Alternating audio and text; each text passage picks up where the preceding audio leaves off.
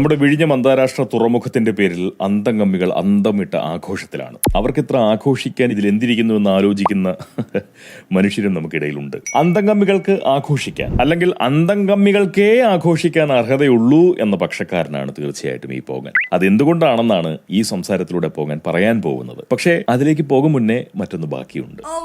അതെ, അത് തന്നെ. അപ്പോൾ പതിവ് പോലെ ജാതി, മത, വർഗ, വർണ്ണ, പ്രായ, രാഷ്ട്രീയ, ലിംഗഭേദമന്യേ എല്ലാ സഹപോങ്ങർക്കും നല്ല ഒന്നന്തര നമസ്കാരം. ഞാൻ ഹരീഷ്, പ്രബുദ്ധ കേരളത്തിലെ പ്രഥമ പോങ്ങൻ അഥവാ മുത്തുപോങ്ങൻ. എല്ലാ സഹജീവികൾക്കും പുതിയൊരു വീഡിയോയിലേക്ക് സ്വാഗതം.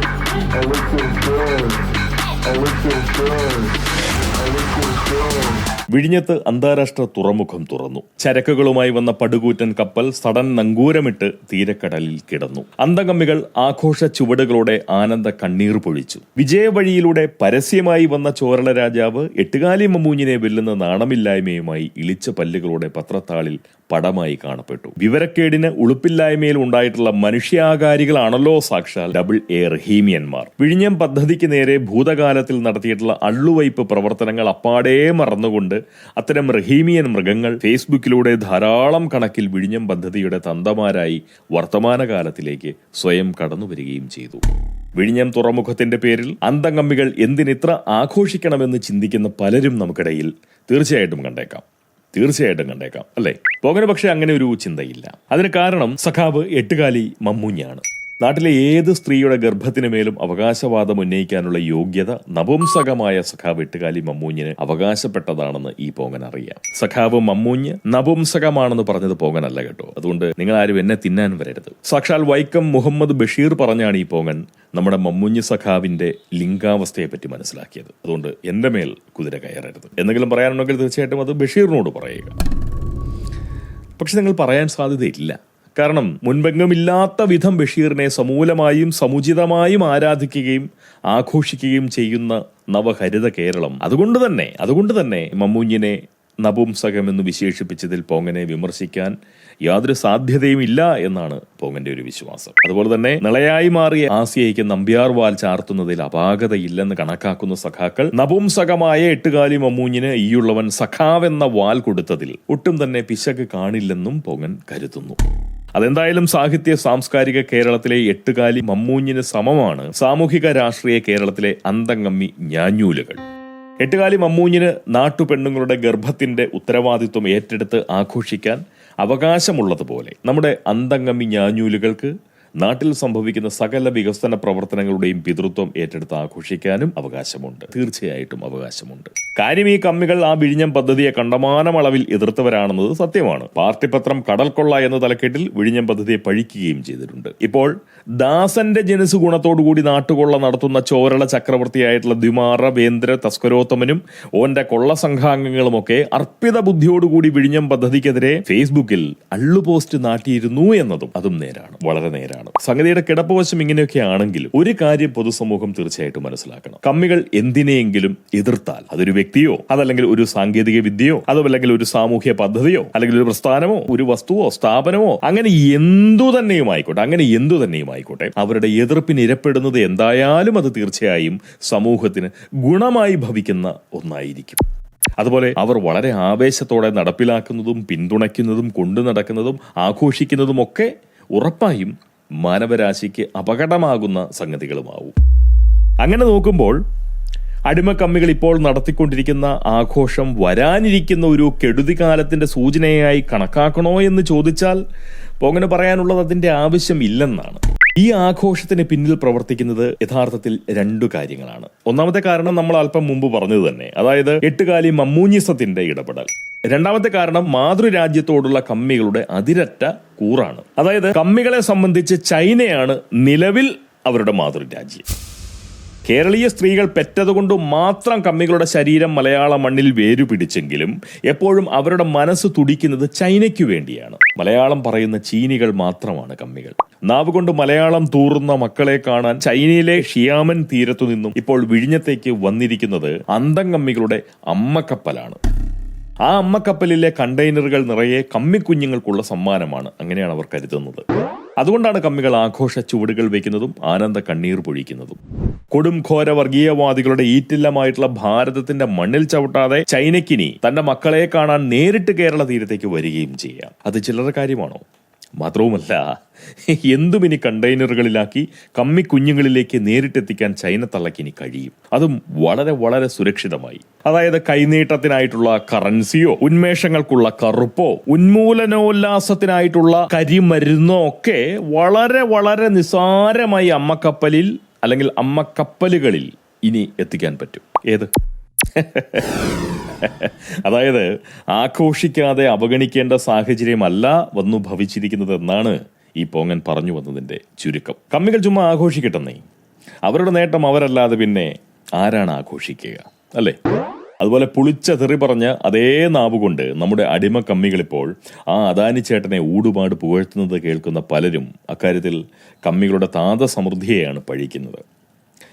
സത്യത്തിൽ താതസമൃദ്ധി എന്നൊക്കെ അരിശം തീർക്കാനായി നമുക്ക് പറയാമെങ്കിലും ഒന്നിലധികം തന്തമാരിലൂടെ ആർക്കും തന്നെ പിറക്കാനാവില്ല.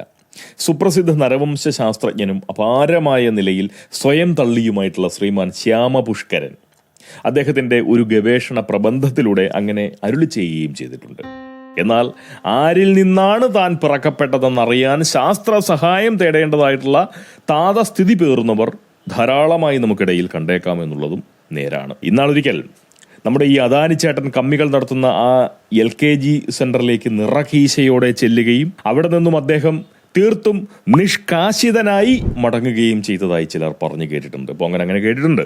എന്തു തന്നെ ആയാലും അതിനുശേഷമാണ് തെറി പറയാൻ മാത്രം അദാനിക്ക് നേരെ നാവെടുത്തിരുന്ന ഈ അടിമ കമ്മികൾ അദ്ദേഹത്തെ പ്രിയ സഖാവായി കണ്ടുകൊണ്ട് ഇങ്ങനെ പുകഴ്ത്തുപാട്ട് നടത്താൻ തുടങ്ങിയത്. അതാണ് അവരുടെ അവസ്ഥ. ഒരുപക്ഷെ നിത്യവും വിഴുങ്ങുന്ന ജയരാജൻ ഗുളികയുടെ പാർശ്വഫലവുമാവാം അദാനി സഖാവിനായിട്ടുള്ള ഈ പുകഴ്ത്തുപാട്ട്. എന്തായാലും ഒന്നുറപ്പാണ്, അല്പം മുൻപ് നമ്മൾ പറഞ്ഞ മട്ടിലുള്ള ആ താതസ്ഥിതി പേറുന്നത് കൊണ്ട് തന്നെയാണ് അടിമ കമ്മികൾക്ക് ഇങ്ങനെയൊരു ജീവിത ദുര്യോഗം വന്നുപെട്ടത്. തീർച്ചയായിട്ടും അത് അവർ അനുഭവിച്ച് തന്നെ തീർക്കട്ടെ, അതല്ലാതെ വേറെ വഴിയില്ലല്ലോ. ദ്വിമാറമരമെന്ന തസ്കരോത്തമൻ നടത്തിയ ഉദ്ഘാടന പ്രസംഗത്തിൽ ഉമ്മൻചാണ്ടിയുടെ പേര് പരാമർശിക്കാതിരിക്കാനുള്ള ആ കൊണഞ്ഞ കമ്മിത്വം അയാൾ കാണിച്ചത് ഈ പോങ്ങനടക്കം പലരും ശ്രദ്ധിച്ചു. പക്ഷെ അതിൽ അതിശയിക്കാൻ മാത്രം ഒന്നുമില്ല, അല്ലെങ്കിൽ അതിൽ പഴി പറയേണ്ടതായിട്ടുള്ള കാര്യവുമില്ല. കാരണം നികൃഷ്ട ജീവിയായ ഒരു പരനാറിയിൽ നിന്നും പാകതയും പക്വതയും നിറഞ്ഞ പരിഷ്കൃത ബുദ്ധി പ്രതീക്ഷിക്കാൻ പാടില്ലല്ലോ, അല്ലേ? അങ്ങനെ പാടില്ല. ഒരു കഴുതപ്പുലിയിൽ നിന്നും നമ്മളൊരു പേടമാനിൻ്റെ മട്ടിലുള്ള ഒരു പ്രകൃതം പ്രതീക്ഷിക്കുന്നത് അത്ര കണ്ട് നല്ല കാര്യമല്ല, അതൊരു ബുദ്ധിയില്ലായ്മയാണ്. അതുകൊണ്ട് പരനാറി ഉമ്മൻചാണ്ടിയുടെ പേര് പരാമർശിക്കാതിരുന്നു എന്ന് പറയുന്നത് ഉമ്മൻചാണ്ടിയുടെ ആത്മാവിൻ്റെ അഭിമാനത്തെ സംരക്ഷിക്കുന്ന ഒരു നീക്കമായി മാറി എന്ന് മാത്രമേ പറയാൻ പറ്റുള്ളൂ. അങ്ങനെ കാണുന്നതാണ് അതിൻ്റെ ഭംഗി. ആരൊക്കെ എന്തൊക്കെ പറഞ്ഞാലും പറഞ്ഞില്ലെങ്കിലും വിഴിഞ്ഞം തുറമുഖത്തെ പറ്റി പറയുമ്പോൾ ആദ്യം ഓർക്കേണ്ട മുഖം തീർച്ചയായും MV രാഘവൻ്റേതാണ്. അതായത് 10 കൊല്ലം മുന്നേ പരേതനായിട്ടുള്ള ആ രാഘവന്റെ 33 കൊല്ലം പഴക്കമുള്ള മുഖം. ലോകത്തെ ഏറ്റവും വലിയ 14 കപ്പലുകൾക്ക് ഒരേ സമയം എടുക്കാനും ഇന്ധനം എടുക്കാനും അതുപോലെ ഭക്ഷണ സാധനങ്ങൾ എടുക്കാനും സാധിക്കും. രാജ്യത്തിന്റെ വികസനം വേണമെങ്കിൽ ഒരു വ്യവസായം ഉണ്ടാണെങ്കിൽ തുറമുഖ പോർട്ടില്ലാണ്ടൊന്നും സാധിക്കില്ല. കരുണാകരന്റെ മന്ത്രിസഭയിൽ 91-96 കാലത്ത് തുറമുഖം ഉൾപ്പെടെയുള്ള വകുപ്പുകൾക്ക് മേൽ മന്ത്രിയായിരിക്കുമ്പോഴാണ് MV രാഘവൻ വിഴിഞ്ഞം തുറമുഖത്തിന്റെ വിജയവഴിയിലേക്കുള്ള യാത്രയ്ക്ക് വേണ്ടതായിട്ടുള്ള നീക്കങ്ങൾ തുടങ്ങുന്നത്. തീർച്ചയായിട്ടും അന്ന് അദ്ദേഹം കഴക്കൂട്ടത്ത് നിന്നാണ് മത്സരിച്ചു വന്നതെന്നാണ് എന്റെ ഒരു ഓർമ്മ. നമ്മുടെ കഴക്കൂട്ടം എന്ന് പറഞ്ഞാൽ പോങ്ങിന് ഇപ്പോൾ വോട്ടവകാശമുള്ള ആ ഒരു നിയോജക മണ്ഡലമാണ് കഴക്കൂട്ടം. അതിന്റെ ഒരു സന്തോഷവും കൂടി പോങ്ങിന് ഈ സംസാരിക്കുമ്പോഴുണ്ട്. കാരണം MV രാഘവൻ അന്ന് ഏതാണ്ട് 789 വോട്ടുകൾക്ക് മാത്രമാണ് ജയിച്ച് നിയമസഭയിലെത്തുന്നതും മന്ത്രിയാവുന്നതും. അത്തവണയാണ് അദ്ദേഹം ഈ വിഴിഞ്ഞം പദ്ധതിക്ക് വേണ്ടുന്നതായിട്ടുള്ള പ്രവർത്തനങ്ങളുടെ ആരംഭം, അല്ലെങ്കിൽ അങ്ങനെ ഒരു ആശയം മുന്നോട്ട് വയ്ക്കുന്നതും അതിൽ കരുണാകരൻ താല്പര്യം കാണിക്കുന്നതും ആ ഒരു കാര്യങ്ങളൊക്കെ നടന്നു പോകുന്നതും. അതാണ് അതിൻ്റെ വാസ്തവം. അത് സംസാരിച്ചില്ലെങ്കിൽ പോലും, അത് പറയാൻ മനസ്സ് കാണിച്ചില്ലെങ്കിൽ പോലും അത് മറക്കാനുള്ള മര്യാദകേട് തീർച്ചയായിട്ടും നമ്മൾ ആരും കാണിക്കരുത്.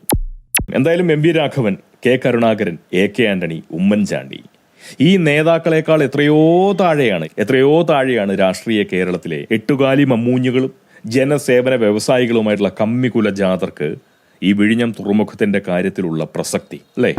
തീർത്തും അപ്രസക്തരായിട്ടുള്ള അവറ്റകൾ അവരുടെ അമ്മക്കപ്പലിന്റെ വരവ് എട്ടുകാലി മമ്മൂഞ്ഞിന്റെ മനോഭാവത്തോടുകൂടി ആഘോഷിക്കുന്നുവെങ്കിൽ തീർച്ചയായിട്ടും അത് നടക്കട്ടെ. ഈ ലോകം നാണം കെട്ട ഉളുപ്പില്ലാത്ത പരനാറികൾക്ക് കൂടിയുള്ളതാണ്.